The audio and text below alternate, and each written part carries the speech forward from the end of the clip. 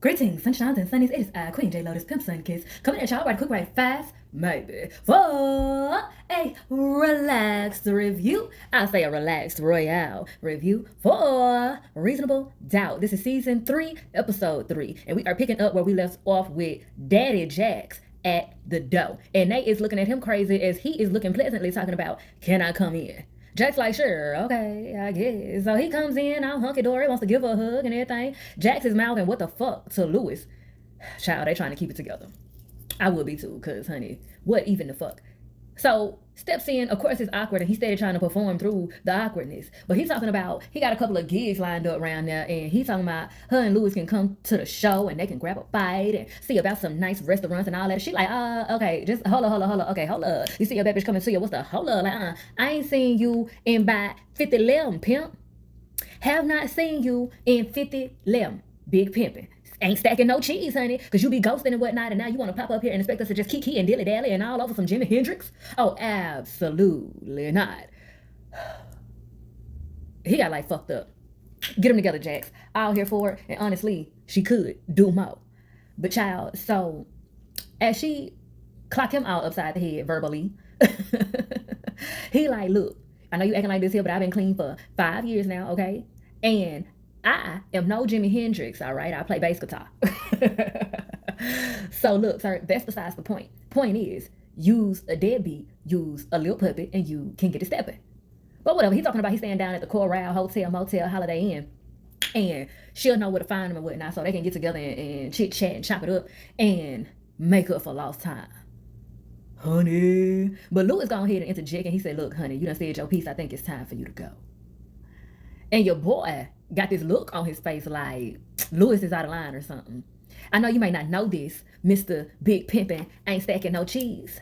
But this is what real fathers, real men do. They recognize when to interject and bring some stability to the situation, some groundedness to the situation.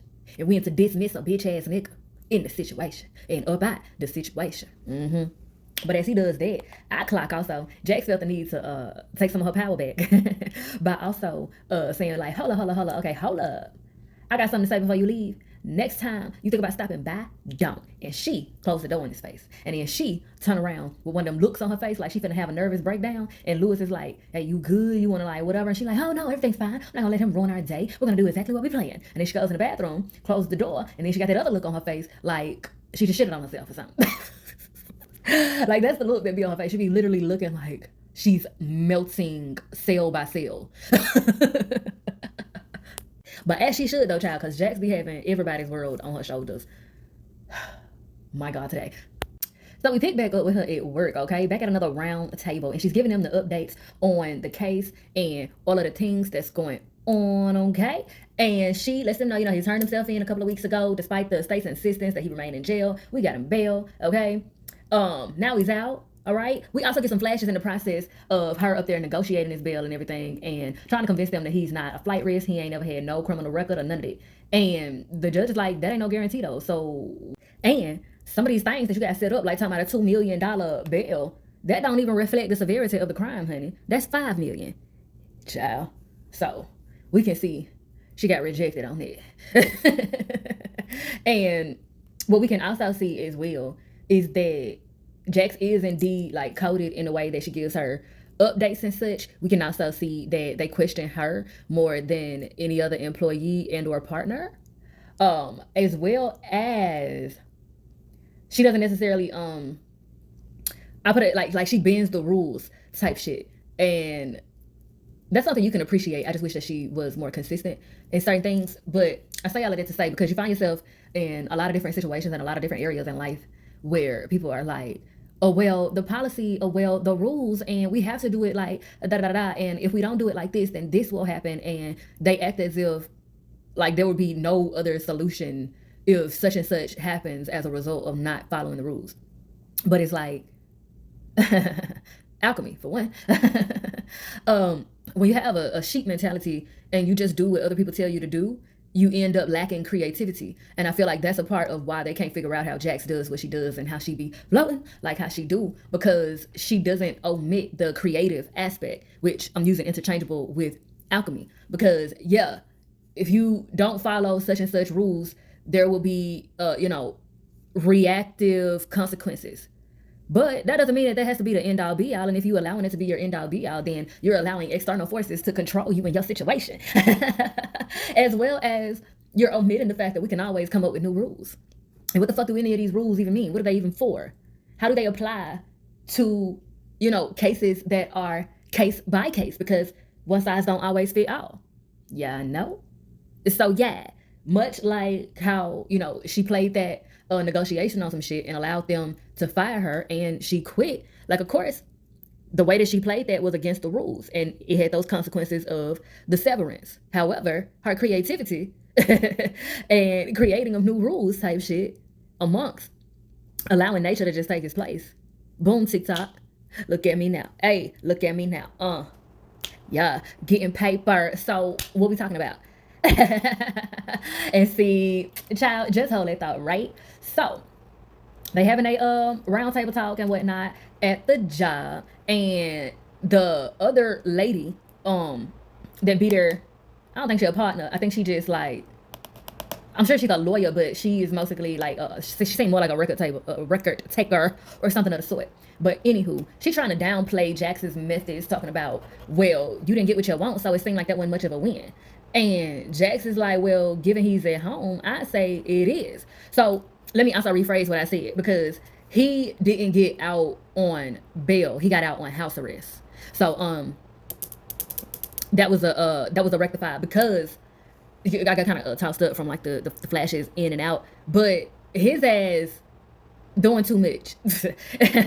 They trying to like, convince that he's not a flight risk, but he be doing other stuff that just makes him look like he don't care enough about Wendy being dead. And so that type shit, is throwing a wedge in her ability to navigate the shit how she's supposed to navigate it and would navigate it. And it's also giving them bitches a reason to stand up there laughing at her. Is giving the other partners a reason to be like looking at her like she can't control her bitch type shit. Like that's how they looking at her, like she can't control her. You can't control your bitch, like tame your bitch, nigga. Like that's how they got her on the ropes, like talking about. But she ain't sweating it, cause she like, baby, this what I do. I do what I do. I'm true to this. I ain't new to this. Brutus. Fuck you mean?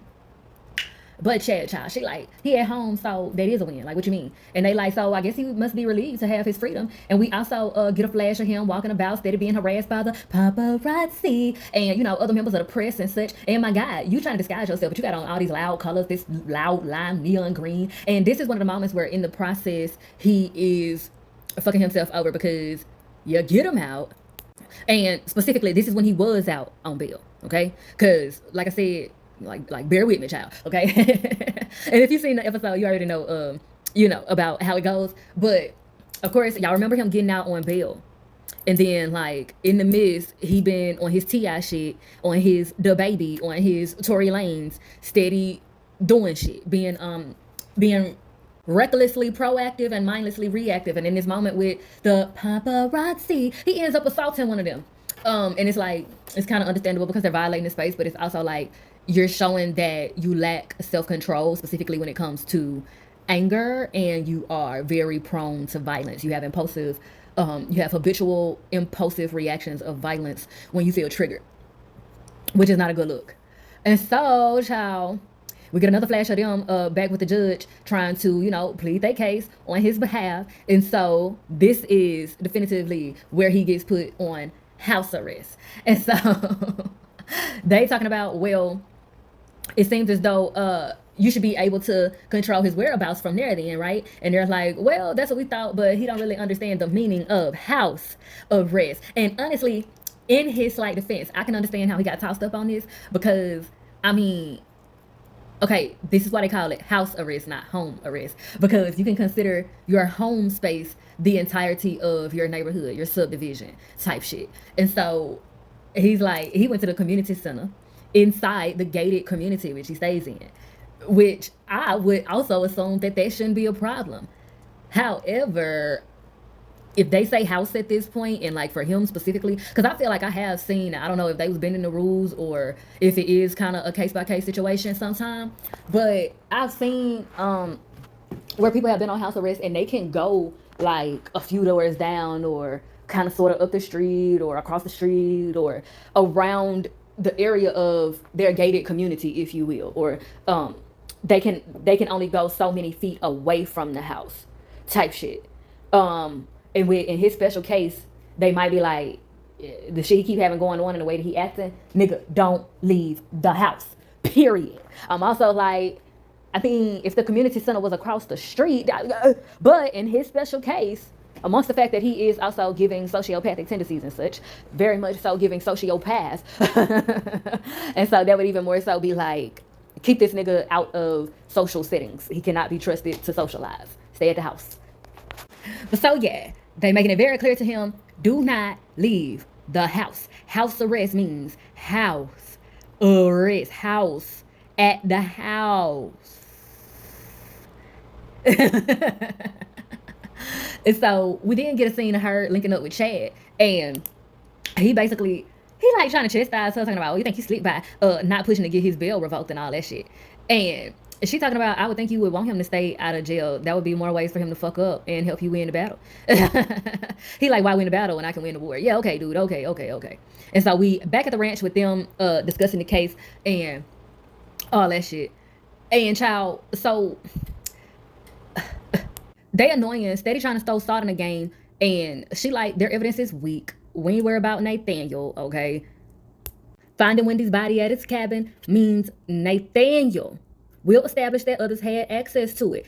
And he like, and what about DNA evidence, all of that shit, the scratches on his chest, what about all that? She like, look, that can easily be explained away by consensual, rough sex, whatever, what have you, okay? That ain't got nothing to do with nothing. You making too much about all of this. It ain't even about nothing, all right? This is going to be handled through perception control. And we are going to make sure that we plant seeds of doubt in their perception to assure that they don't perceive Ozzy as a killer. So basically, I'm gonna call her Max. This is not Living Single. But Jax is basically planning to deflect. All right? Deflect the attention from Ozzy's flaws onto his trauma and anything else that would allow them to garner sympathy for him, and to deflect to other people to make them seem more like they could have been the one to do it. To basically, so they can end up getting like potential not guilty or even dismissed type shit. It's seeming like what her goal is. But I would assume that Jax's top goal is to get a not guilty. But as they conclude this, he started, like, okay, yeah, okay, whatever you're talking about. And we're gonna let you finish, we're gonna let you cook, and just be sure to let us know how Bill is doing as well. And she like, hold up. Okay, hold up. I don't usually be doing check-ins of that nature once a trial of this caliber starts. And he like, look, this is a big ass case, all eyes are on us. And she like, us, meaning. And then Miss White Lady over there talking about the firm. And Jack says, okay. So I want to talk a little bit about what just happened there with specifically Miss White Lady. And I'm labeling her Miss White Lady specifically because from what I'm able to tell, her and Jax are the only two women that have seats at that table. And Jax is the black woman and she is the white woman in the equation. So that's what it is. Amongst the fact, she is also being very extremely white womany. She's being extremely white womany in all the wrong ways, honey. Because something I've noticed as a light-skinned woman is when I have been in social settings, and this can be if I'm by myself and there are other dark-skinned women present, or if I'm with a dark-skinned friend of mine, the dark-skinned woman can say something and the other lighter-skinned, fair-skinned people, be it, they're white or just light-skinned or whatever, but the other fair-skinned people will respond to me. Like, I ain't saying nothing. I'm just here eating my food or whatever. And dark-skinned woman says something and all of the fair-skinned people respond to what the dark-skinned woman said, but they respond to me. Also, even had a situation where I was in a gas station and this white man was asking how to work the machine to put his money in to pay for his stuff. And clearly, the dark-skinned black lady behind the counter is the one to ask that. But he was asking the question and looking at me. He was asking me. Clearly, I'm a customer and this and that, but he chose to ask me. Had a situation yesterday. And this was kind of like a flip mode of it, where I asked the black lady cop, if it was okay to run to the restroom real quick, given the ceremony that was going on. I asked the black lady cop, dark skinned black lady cop, if it was okay to go to the restroom, and this white woman next to her responded, "Yes, it's right there." And I turned back around to the black lady cop and said, "Is it okay to go to the restroom?" For her to answer who was talking to her, like, to make sure she gets the respect that I initially gave her. But yeah, all of that to say, a similar thing just happened in this scene, but in a slightly different manner, where there are two members of authority here, which is the top partner, the older white guy that sits at the head of the table, and Jax. And several times, but also specifically and especially in this moment in particular, Jax has asked this man a question, he's asked her questions, and this white woman has felt the authority to respond like somebody was talking to her.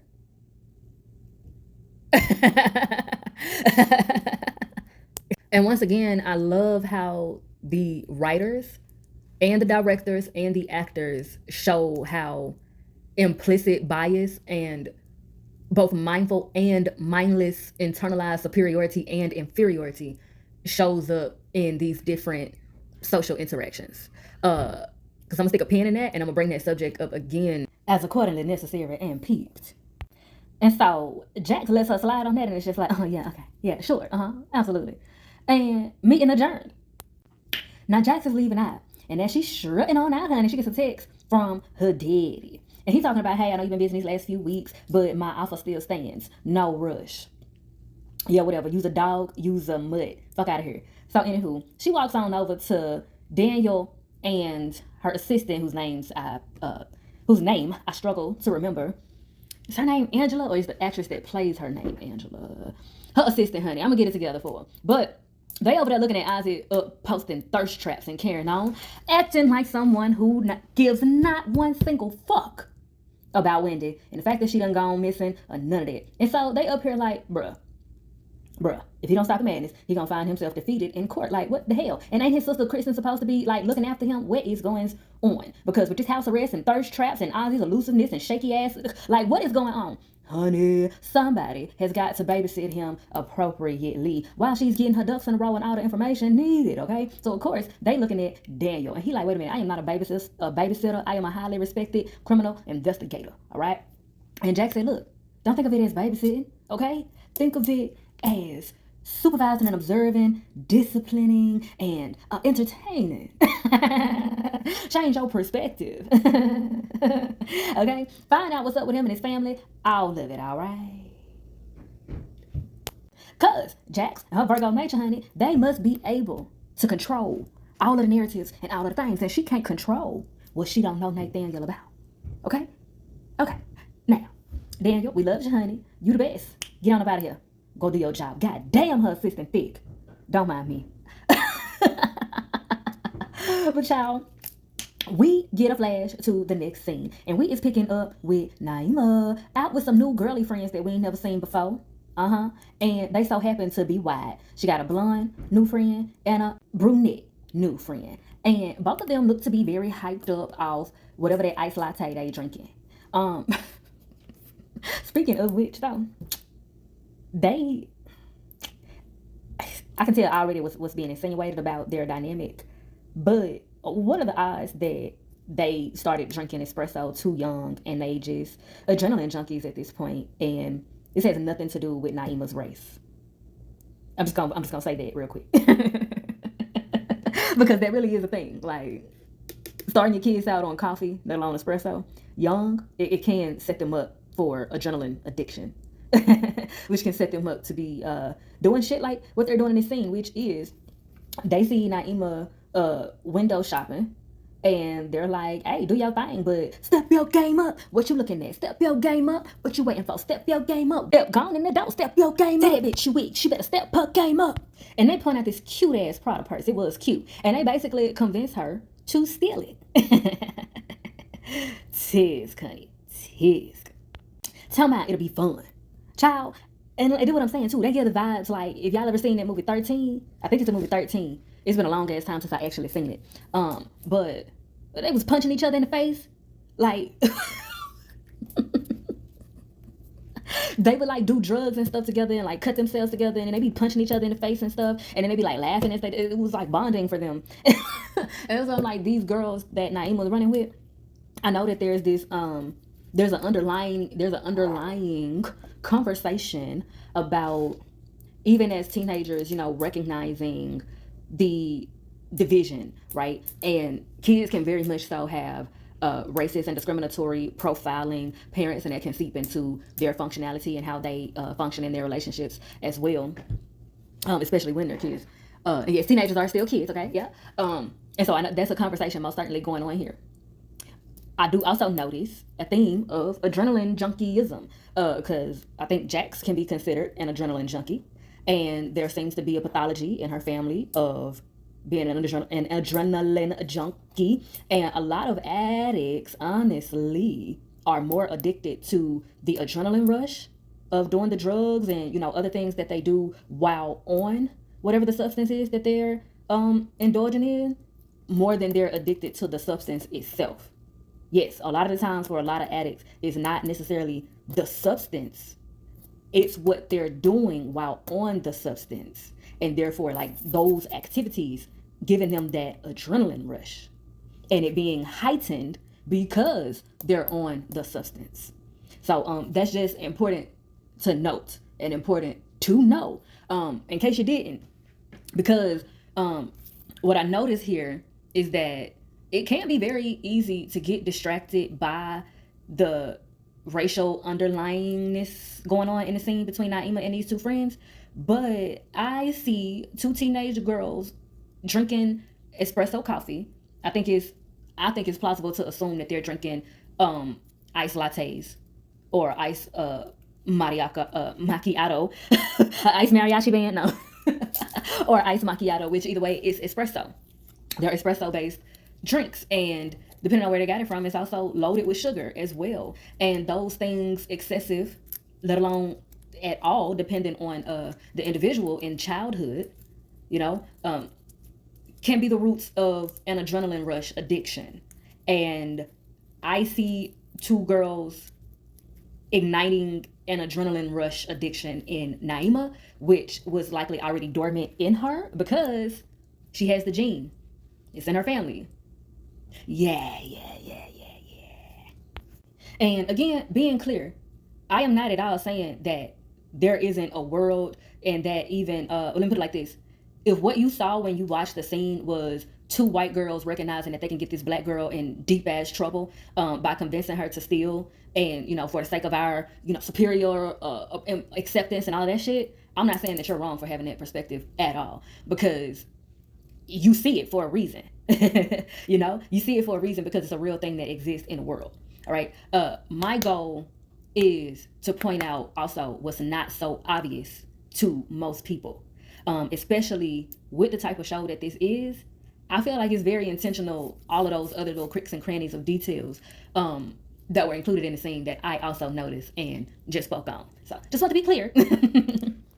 I definitely think multiple things are true at once there, because even if those girls didn't see it as we're gonna get this black girl in trouble doing something that's against the law, knowing that she'll have even harsher repercussions, you know, assuming that she doesn't have like a Jax in her life or, you know, a mommy or daddy to call on to save her from the accountability of the situation, this, that, and the third. But it can also be seen as an implicit bias of like out of sight, out of mind, an implicit bias of disregard, if you will, such as like when people say I don't see color, and their intent may be I don't discriminate. That's what they're a lot of the time intending to communicate. But what they don't realize is the extra shit that they're communicating. When you say you don't see color, that means that you also don't see your privilege due to your color, and you don't see their oppression due to their color. You don't see other people's oppression due to their color, which means that whole 5-finger discount shit could be something that they've done with each other, just those two those two white girls, that could be something that they've been doing with each other all the time, that they've been knowing each other and ain't ever got, caught up, or even if they did get caught, it didn't turn out to be no big deal or anything of the sort. And because it's always been them, they didn't think anything of it. They're not thinking, oh, they're not seeing color. So they're not seeing it's going to go different this time because we got this black girl with us, or it's going to go different this time because we're getting the black girl to do it. And don't get me wrong, yeah, it's a lot of information out there and everything for them to know it, but that's just like in any individual's criminal sense. It's like dealing with Wendy from Real Housewives of Potomac and the shit that she got going on right now.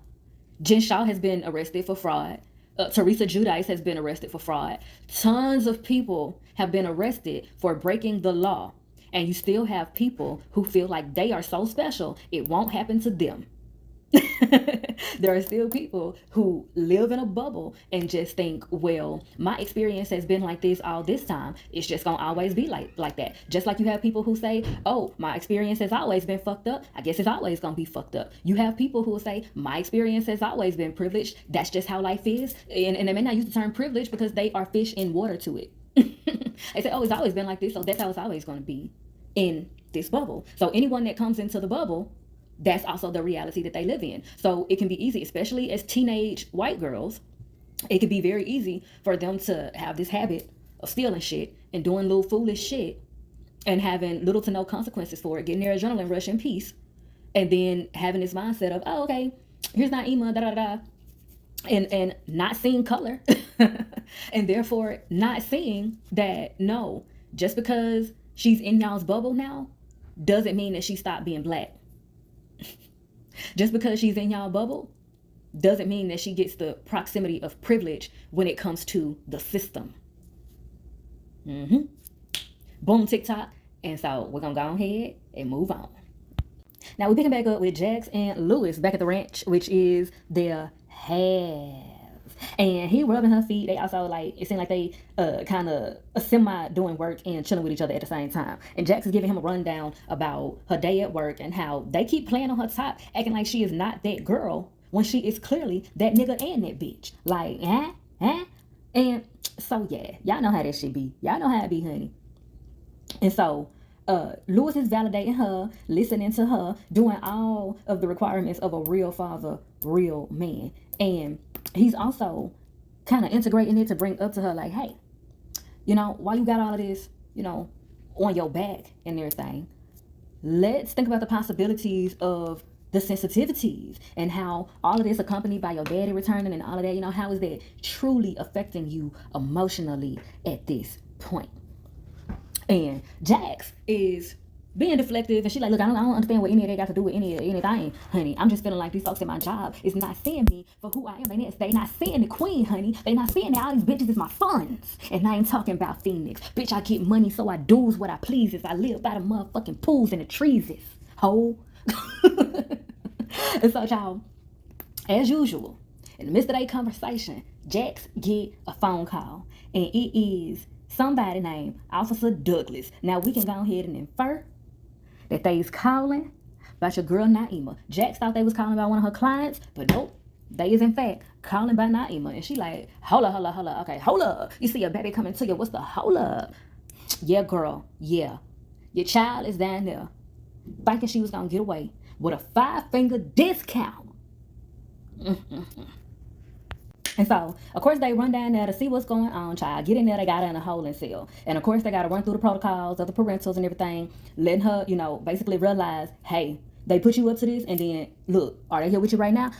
They ran off on the plug as soon as the police came. Then Jax is like, okay, so either you finna be a whole klepto out here, or this is where we finna nip this in the bud and stop it in its tracks. That's how they go, right? What I want to point out about this scene, though, however, is once again, there's a missed opportunity to tap in with Naima on an emotional level, because this is out of character. And it's not good to only connect with your kids when you fussing at them, and or when you telling them something to do, and or when you're using them for a diary or a moral compass. Ain't no intimacy in that. Ain't no true exchanges of love in that, for real. And child, in simple terms, that type shit can be a recipe for Naima to turn out worse than Jax. I'm gonna leave it at that for now. But child, in the next scene, we get Ozzy shaking the tail feather, dropping it low, spreading it wide, bankhead bouncing for a shouty to that thong song. And his sister talking about he just off weed. Boy, bye. Unless he ate the whole brownie, that is not just no weed.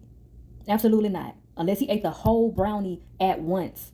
Absolutely not. And if he did eat the whole brownie at once and he zooted and booted up like that, please call somebody right now so they can be there before his head hit the floor. Because that's a drastic high for an upcoming drastic low. Like, stop the madness. I'm not buying that it's just weed. I'm not buying that you let him eat the whole brownie like something about. Unless he stole it. But anyway, sister girl is up here talking to Daniel, letting him know everything he needs to know about the usuals of everything and the differences of everything. And so she's talking about he's a lot sometimes and all this, that, and the third. Your boy has symptoms of, like, outside of all of the other stuff, I would say he'd be giving symptoms of ADHD and autism. And it's kind of like one of them things where they like, oh, Uncle Pete just like that. And it's like, no, Uncle Pete ain't just like that. He is different. You don't have to ostracize him or shame him or nothing, but we do need to acknowledge that there are differences and what those differences are so that you can tend to them appropriately. And their failure to call a thing is why he is in this position. Child, I can also already tell that Daniel is submitted. But in the midst of this, Jax calls to check on him. And he like, ain't nothing going on. It's all good. He look crazy dancing to the thong song, but ain't nothing dangerous. You know what I'm saying? And she want information on the sister. She says she present and protective. It ain't looking like no, you know what I'm saying, sketchy business just yet. But I'm keeping my good eye open. All for him. On for him. All right? So, yeah. So, we back with Jax and Lewis over at their date night. And they discussing, trying to figure out what is going on with Naima. Why she doing Spencer-like things as opposed to Naima-type things. And in the midst, Daddy walks on up to join the fray. So, it's very clear that Mama Lou did not tell them that he was coming. Child tisk. And she's talking about she want to explain a few things. So everybody just needs to hush up and take it for what it is. Alright? So, she gets to run off at the mouth talking about Kevin moved to Colorado a few months ago and it made her think about her life. Probably because she was alone again and she thought about everything that happened with her father and how much fun they had together and how they was friends during their marriage and all that. The only thing got in the way was his addiction, child. That's all. Just a little piece of addiction, and that's why he is here now. And Jack said, hold up. Okay, hold up. All right, last time Daddy reached out to me, you was way on the front line talking about how he wasn't trustworthy, how he wasn't nothing but a dog, dippity dog. All right? And now you talking about you want me to just let him back off up in my life and with his grandchildren and all that? Absolutely not. But Mama Lou was talking about, look, when you get older, your perspective changes and you just want to give somebody the chance for redemption and She want to see what happened when she not trying to keep him from his family. And Jack said, baby, you wasn't the only one keeping him away because it don't seem like he was trying that hard to stick around, which I feel is valid. All right. And her daddy, whose name is Eddie, is like, look, that's valid. Okay? You absolutely correct. And I don't want to make no excuses. And Jack said, nor do I need to hear him, honey. I'm numb to your excuses at this point. All right? The father I needed once, baby, trash it. He said, I didn't know you needed me. I'm so proud of the woman you become and the guilt I felt for all these years not being in your life. I can't explain it or apologize enough for it.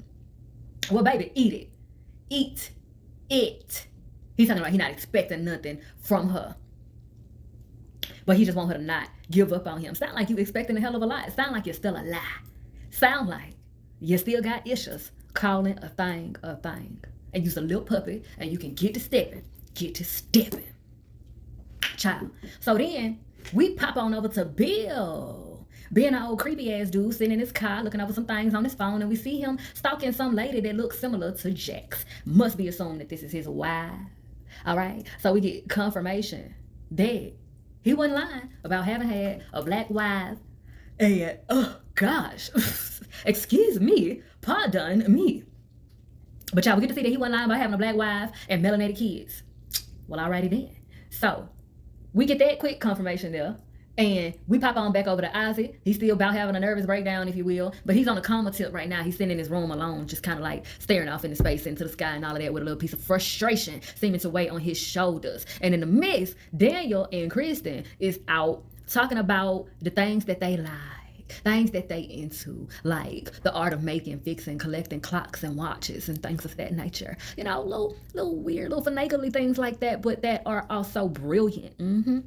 He was talking about how his granddaddy was a brilliant watchmaker over in Korea. Okay, so he's Korean. That's good to know. But yeah, child. So his granddaddy used to make watches, and he put him through all these little different things to deconstruct and reconstruct watches and whatnot. He's talking about how good he got at it. So we see they is getting real intimate with their conversationalizing and such. And we gonna see where that ends up leading the peoples. Cause this can go one of two ways. Daniel can end up using this to their advantage to find out what really happened, or she can use it to her advantage to keep them from finding out what really happened. But in the midst, your boy Isaac passes out, and Miss Kristen runs off to get the things that revive him after he done OD'd. Honey, she just got it on standby, just whipped it straight up out her kitchen and shoved it up his nose, and boom, TikTok. Okay, he has risen again, and he ain't even Jesus. Honey. Baby, somebody needs to be called. I don't know who it is. It ain't Ghostbusters, but maybe it should be. Cause the bullshit afoot got to be supernatural. But child, Daniel calls Jax and lets her know they got a problem. More than a few. 99 if you're nasty. So this of course leads us back to the fam and everybody trying to figure out what the hell done happened. And baby, Monica is more mad than mama. We just gonna stick a pin in that. But I'm just taking a real good look, see, at all of these dynamics going around. And based on the dynamics that I see, I'm gonna tell you who's who. Mama is the provider as well as God. That daddy, until further notice, is Satan. Silent Satan, but Satan nonetheless.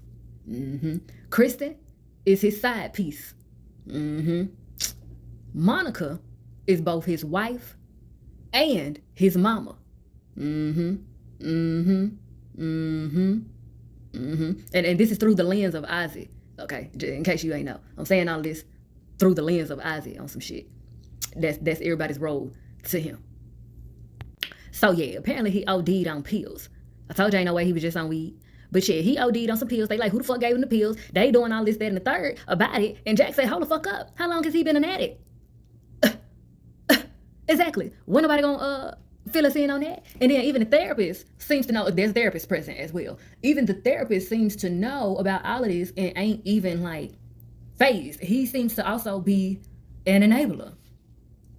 Child. And Jax started saying, basically trying to like snap him into a Slim Jim of realizing his fucking role in life and to his family. And she like, don't you think it would be great to have him hospitalized and monitored? Maybe you stay here overnight and monitor him even or something like, can we do something that makes sense? And they talking about, that'll just bring bad press. Unfortunate. So we see where their priorities are at. Okay. So, Jax is like, look, this man just almost died. If it's possible that I can give him some medical attention without bringing any press, like, what the fuck? And so they still basically trying to be like, fuck all that. He gonna be all right. He done been here before. We true to this, not new to this. We ain't trying to omit your concerns, but fuck all that. Honey. No. Like, oh gosh. So Jax is over it and she heading out.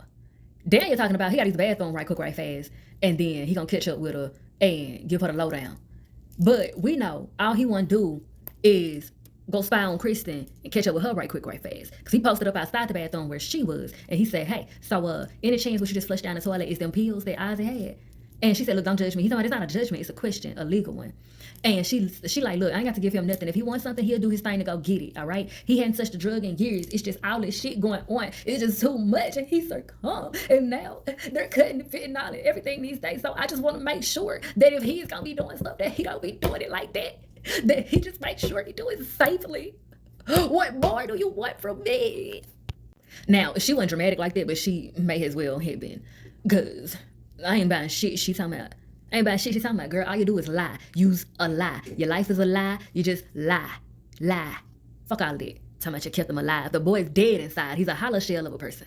Ain't no alive. Ain't no life in this. Ain't no life in the heart of Ozzy. Get the hell out of here. So, child, it's the next morning, and they is back at the ranch. That is the office. And our thick ass assistant is talking to I was gonna call him Ozzy, that's nice name. Thick ass assistant lady is talking to Daniel. And she pick up on the difference in his nature, and she like, you so quiet, and it's making me uncomfortable. What's wrong with you? And excuse my French, because I'm a long kisser. Hey, and so he said, listen, sliding on over to her, and he say, I met a girl. She kind of cool. She kind of nerdy. She kind of pretty. Really pretty. And she kind of mean, which I know it's a turn on for others, but not for me. I don't like that mean shit, okay? When I sneeze, I want you to say bless you. Period. All right? And so she taking it all in, and she like, see, usually you like, yeah, y'all went out with your girlfriend and she ghosted you and this and that. But see, now, this is different. So what's really going on, okay? What's really going on? What make this, what is different that is going on here that got you so twisted? In the midst, the cool points are out, and you all twisted up in the game. I just watched Bringing Down the House for the first time the other night. But yeah, so as he is venting and thick ass assistant lady is clocking him, he starts to get, second thoughts about spilling the tea to her concerning this. And of course, also because he mixing business with pleasure at this point, and he really needs to get his ducks in a row and snap it to a Slim Jim. But anywho, pop on back into the round table discussion with the partners and friend. So, friend, okay, in case you don't know who that is, it'll be clarified soon enough. Friend is talking about the day in court that she had. And basically, she had some fuck ups go on. Somebody pissed down their leg, not literally, but in a figurative sense. Somebody fucked up, but she's confident about the recover. Now, it's very interesting that you can have a fuck up and be confident about the recover. And everybody can be like, oh, great win, great work, Kathy. Okay. Inconsistent energy on the play. What's understood don't have to be explained. So, yeah. Picking back up. And they're talking to Jax, want to know if it's any updates. And she said, yeah, it's one actually, but it's a bit of a private matter. And I ain't bringing it up during the meeting. We can discuss it later. And they're like, well, technically everything we discuss in here is private. So shit, let's get it cooking, honey. Sharing is caring. What's good? And she like, look, this ain't no gossip shit that, you cook up with your frat boys and whatnot. This is somebody's life that they have entrusted me with in confidence. So when it comes to me and my clients, emphasis on my sharing is in fact the opposite of caring. And friend decides to say, what is it exactly that makes you think that you can do whatever the fuck it is you want, Jax? Baby, Jax is a good one. And this is why the Most High knew not to make this type shit my ministry. Because me and Ozzy would have been playing for the same team. The lack of impulse control I would have had. And going cross what that bitch that was claiming she a threat? I'ma put a Louboutin where her neck at. What is it that makes me think I can do whatever the fuck I want? The same thing that will have me jump across this table and drag you out in the street and monkey stomp on your head. Shout out to Rodney the Voice. Monkey stomp. How Kane did Samuel Monroe Jr. on Menace to Society. And you won't spin the block on me, bitch. Honey. So, Jax piped back. She said, I'm sorry, what? And she tried to crack back, rolling her neck, honey. And that's another one of them things. Now, granted, it's women in every race that got the sass about themselves to roll their neck when they talk, I'm rolling my neck right now. Okay? The Asians roll their neck. You know what I'm saying? It's some Asian girls that roll their neck, regardless of what emotion they feeling and what they saying. It's some white girls that roll their neck regardless of the emotion and what they saying. It's some Hispanic girls that rolling it. You know what I'm saying? The rolling of the neck, it can roll if it roll. We rocking and we rolling and we rocking and we rolling and we rolling and we rocking. You feel me? If you rock, you roll. If you roll, you're gonna rock. House and never. If you not a habitual rock and roller, baby, don't roll unless you ready to get rocked. And friend is not a habitual roller. And therefore, If you can't hang, you have to get out the game. Get out the game. Period. And so, like I said, Jax clapped back and she said, boo-boo kitty, I heard you, Kathy, loud and very clear. And what I'm trying to figure out is what makes you think you can talk to me like that when I'm your superior?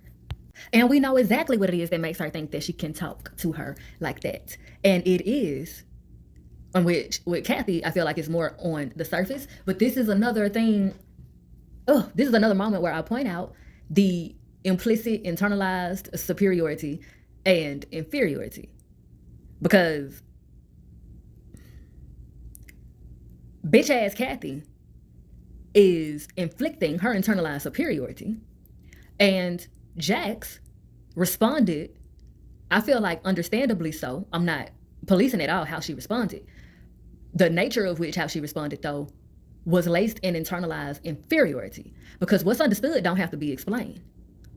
We know exactly why she felt like she could pipe up at you like that. And a response that would have indicated Jax knowing her power would have been her simply indicating, well, you seem to think that you can talk to your superior a certain type of way. So, just like that. Just that simple. Which sounds similar, but the messaging is different. Jax sent the message of, I'm convincing you, I'm declaring, I'm reminding you that I'm your superior. That's not necessary. She didn't need to be reminded of that. But what did need to be pointed out was the hypocrisy and the double standard. And if Jax recognized her power thoroughly in the moment and in that space, that would have been her focal point of communication and response, not in a way trying to convince what is already clear. Again, what's understood don't have to be explained. If you're secure in your position, you don't have to declare it like talking about, especially in response to somebody playing on your top. An even better reaction would have been to mirror her white woman shit and start crying. Just be like, oh my gosh, I can't believe she would talk to me like that. I just come here to do my job. I just care about my clients, and I can't believe she would talk to me like that. And move forth by silently having her handled. Because see, also, and this is something I tell people, don't let nobody know what you gonna do, can do, none of that shit. The type of person I always been, if I'm gonna do something, I'm not telling you what I can do, gonna do, none of that shit. First of all, I'm not really a vengeful person like talking about, but I will defend myself. However, I'm not gonna let you know my next move. If it's a time and a place to defend myself, this evolved version, that is. Because, like I said, the old me just jumped across the table on you. Now, you wouldn't see that coming either. You just feel them licks upside your head. But y'all, this evolved version of me, if it's a time and a place for me to defend myself, believe me, you will not see it coming. You won't even be able to really put your finger or eyes on where it's coming from. You will just know that somewhere, somehow, you had life fucked up. And you found out. You know what I'm saying? And like I said, if Jax knew her power, for real, if she was totally aware of her power, she would have played that way different. And even more on some long game longevity type shit. But that's also a pitfall of workplace abuse. They treat you like shit before you get the power. You know what I'm saying? And it's not to omit individual, spiritual power in oneself. And that's another part of it too, right? Because they peep that about Jax, that she's very spiritually powerful in herself. And so people like that, you come into a job, you come into a collective, and these types of people will do everything to deflect your attention away from your power. And so then, especially once you get a position of power in the collective, you will lack awareness of not only your power as an individual, but also your power in the collective, which limits your ability to do what Kathy would call whatever the fuck you want. See what I did there? And see, Kathy thinks she just did something by wielding her internalized superiority in such the way. House and never.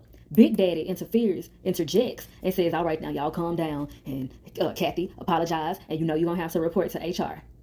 And don't get me wrong, I also peeped that Big Daddy is still not to be trusted. Okay? But Kathy got to follow the protocols and be dealt with. And then she leaving, she talking about that's fine, that's fine. Y'all just know I'm saying what everybody else wanted to say. And she storms out. Girl, fuck you. So Jax goes on to say, Misty Eyes included, that the fact that you think that being the only black woman, actually black person in this room, allows me to do whatever the hell I want is truly delusional. And to say it out loud is diabolical. You know, I continue to be questioned about this case, despite the fact that I bill more hours than anyone in this room at an hourly rate. You know what? I'm not going to sit here and tap dance in front of y'all. If you have any questions, check the firm's letterhead. Now, she spoke her speech. She talked that shit. She ain't say nothing wrong. What I want to point out, though, is Big Daddy interjecting like that, from Jax's lens, it gave her power back. From Jax's lens, Kathy took power from her by the way, by piping up how she did and coming at her how she did. And then Big Daddy gave it back by interjecting the way that he did. Because I know Jax likely was in her mind immediately feeling like, well, none of them gonna be on her side. Okay, there is one other white lady up there. So yeah. Anyway, I just so happened to, she caught my eye as I was talking. It's one other white lady in the room. But yeah, she automatically felt like she was gonna get ganged up on and they were all gonna take the white woman's side, which is totally understandable because that's usually how that goes in these situations. And we know that is very likely how shit has gone for Jax, in her own individual experience as well. And so the only reason, I'm pointing that out to point out the bittersweetness of her exit speech. For one, it was real, you know what I'm saying? So it's nothing to critique. It was real. It would have been stronger, shorter, faster, better, longer. Anyway, it would have had more power of impact had that been her stance initially. And had she been like, I'm not going to keep explaining myself to y'all.